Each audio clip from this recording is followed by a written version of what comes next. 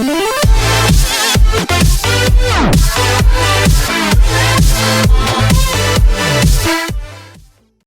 People, it's me Hamzain, you are watching H D X. Welcome back to the channel. उम्मीद करता हूँ अच्छे होंगे, खैर खैरियत से होंगे, एंजॉय कर रहे होंगे। और हम बात करने वाले हैं आज श्रीलंका के बाद थाईलैंड ने भी भारत के लिए वीज़ा फ्री एंट्री जो है वो अनाउंस की है। और टूरिज़म को इससे बड़ा बूस्ट मिलेगा। ऑलरेडी बहुत सारे इंडियंस जो हैं वो थाईलैंड जाते होते हैं और उससे रिलेटेड डिफरेंट जॉक्स और मीम्स भी हम देखते रहते हैं।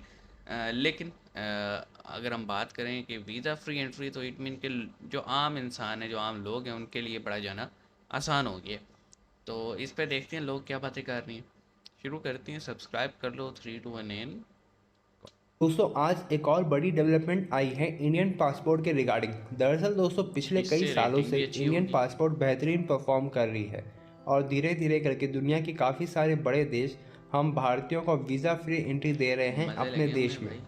रिसेंटली हमने देखा कि श्रीलंका ने भी भारतीयों के लिए वीज़ा की रिक्वायरमेंट हटा दी और इसी तरह से दोस्तों अब थाईलैंड ने भी सही। भारतीयों के लिए वीज़ा फ्री एंट्री की परमिशन दे दी है।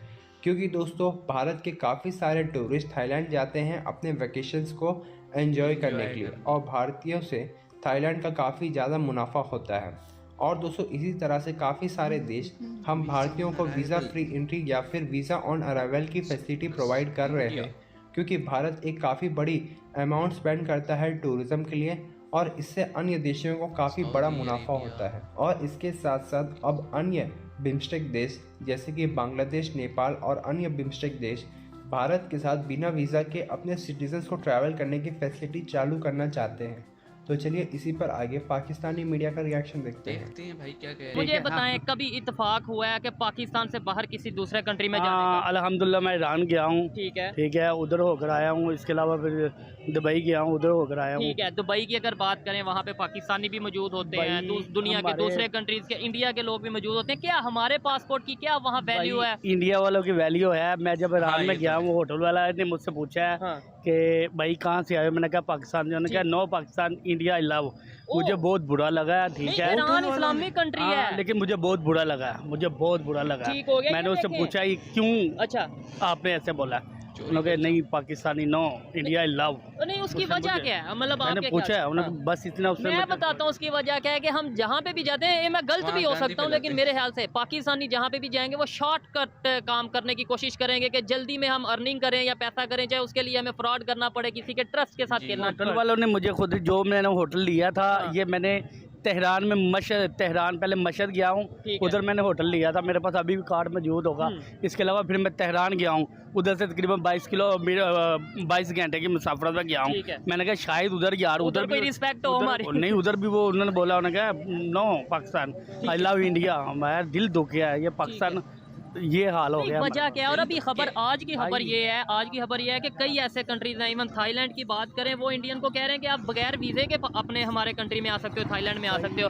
हमें जहाँ पे हम जाएं, हमें तो सबसे पहले कपड़े उतरवाते हैं, हमारे प्राइम मिनिस्टर को लाइन में खड़ा करते हैं और फिर जाके, मतलब एक्सरे इतनी करके फर्क चेक कहाँ पे करते आ हैं। गया है? हमारी गलती है, हमारी गवर्नमेंट की गलती है? गलती किसकी है? जब गवर्नमेंट ने ही, आप तो देख रहे हो ऑलरेडी रीज़न, जब गवर्नमेंट ही हमें लूट रही है। ठीक है। ठीक है, अवाम को गवर्नमेंट लूट रही है। अभी के गवर्नमेंट बाहर की कंट्रियों में चले जाओ, ओहो। उधर जो गवर्नमेंट है वो गरीब है, वो अमीर है। हाँ, हाँ। तो अवाम गरीब है, इधर तो अवाम अमीर है, गवर्नमेंट गरीब है। लेकिन वो जो हमारे हुक्मरान है वो तो माशाल्लाह बात से बहुत ही हाई लेवल पर, आपको पता है, ठीक हो अमीर है। वो हमारा कोई गरीबों का सोचेंगे तो जारी बात है ये मुल्क चलेगा।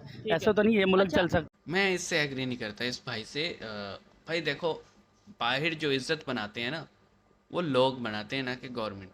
गवर्नमेंट पूरी दुनिया से बेशक पैसा मांगती रहे, सिटीजन्स को वो लोग on basis of decisions of the government वो कभी भी जज नहीं करते। सिटीज़न को वो जज करते हैं। आप फॉर एग्जांपल पाकिस्तानी अगर बाहर गया है तो वो हुकूमत पाकिस्तान की वजह से उसे जज नहीं करेंगे, वो उसको जज करेंगे कि ये हमारे कंट्री में किस तरह से बिहेव करते हैं। और 99% पाकिस्तानी, ख़ास तौर पे लेबर ज़्यादा बाहर जाती है हमारी, हमने देखा है। इंजीनियर्स, डॉक्टर्स, वो इतनी बड़ी तादाद में नहीं जाते हर साल। मतलब 2-2.5 हज़ार इंजीनियर और 2-2.5 हज़ार ही डॉक्टर्स अलाउ होते हैं, जो जा पाते हैं। अदरवाइज़ लेबर अगर हम देखते हैं तो वो लाखों की तादाद में, मतलब 5 लाख 4 लाख इस तरह से बाहर जाते हैं।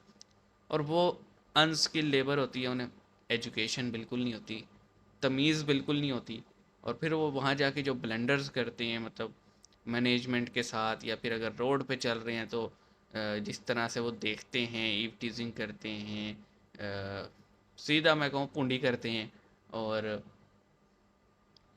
चोरी चकारी, ये सारे मामला, तो बाहर जो इमेज बनते हैं ना, वो आवाम से बनते हैं। वो कहते हैं ना कि जो बाहर लोग रहते हैं वो एम्बेसडर होते हैं अपनी कंट्री के। तो आप जैसा वहाँ पे बिहेव करेंगे, फिर आगे ट्रीटमेंट वैसा मिलेगा। और पाकिस्तानियों ने कंसिस्टेंटली डिफरेंट ममालिक में जो हरकतें की हैं, तो अब कोई पढ़ा लिखा भी वहाँ चला जाए ना, तो वो उसको उसी नज़र से देखते हैं कि ये एक और मुंह उठा के यहाँ पे आ गया। तो ये डिफरेंस होता है, इसका हुकूमत से कोई ताल्लुक़ नहीं होता मेरे भाई, इसका ताल्लुक़ होता है अवाम से, उनकी अपनी इखलाकी इक़दार से, एथिक्स के साथ।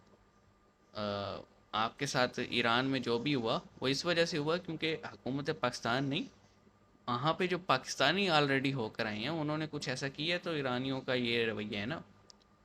तो ये हर जगह ही है, आप किसी भी मुल्क में चले जाएं, पाकिस्तानियों को स्पेशल ट्रीटमेंट मिलता है, अलग लाइन बनती है, फिर नंगा किया जाता है, फिर एक एक बॉडी पार्ट को छान छान के देखा जाता है कि स्मगलिंग तो नहीं कर रहे, कुछ चोरी तो नहीं किया हुआ, कोई कोई बॉम्ब वॉम्ब तो नहीं लगा के आए हुए, और बाकायदा, फिर चाहे वो एलीट क्लास हो या कुछ। इसी वजह से हम देखते हैं हमारी एलीट क्लास जो है वो ड्यूअल नेशनैलिटी को प्रेफर करती है, और फिर जब उन्हें ट्रैवल करना होता है तो वो जो बाहर का उनकी नेशनैलिटी होती है उसके पासपोर्ट पे करते हैं। चलो, ये तो इस भाई की बात से मेरे जहन में ये आया था तो मैंने बात की। बाकी ये एक बहुत बड़ा बूस्ट होगा भाई, जितनी भी लोग टूरिज़्म करते हैं उनके लिए, क्योंकि थाईलैंड, और उनको पता है थाईलैंड के, आपको पता है बहुत सारे सिटीज़ कितने फेमस हैं, और इंडिया से जो आवाम जाती है वो हम मूवीज़ में या फिर मीम्स में, वीलॉग्स में देखते रहते हैं।